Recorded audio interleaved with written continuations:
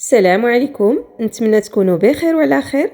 واليوم جيت نشارك معكم اسهل بسكوي ممكن تحضروه لشرب القهوه او الشاي ويصلح حتى لوليداتكم.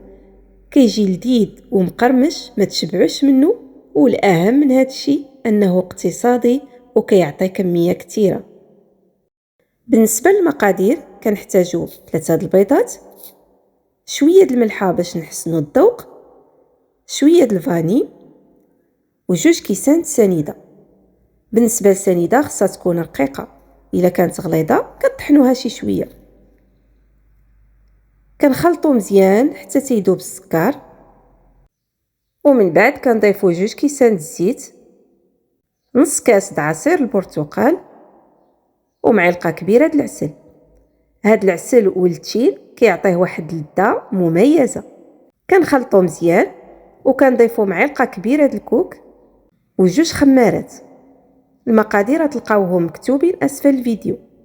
كنزيدو الدقيق شويه بشويه حتى كيتجمع العجين ما خصناش ندلكوه نهائيا. انا هنا استعملت تقريبا كيلو الدقيق، يعني كيلو ناقص شي شويه. العجين خصو يبقى رطب. كنغطيوه بواحد البلاستيكه وكنخليوه يرتاح غير على برا بلا ثلاجه، كيرتاح واحد 20 دقيقه هكاك.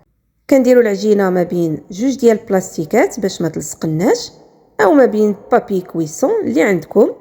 كنسرحوها مزيان وكنرشمو بالمرشم اللي بغينا، دوائر او مربعات او معين اللي المرشم اللي عندكم كترشمو به. العجينه اللي بقات كنجمعوها غير بشويه وكنعاودو نستعملوها.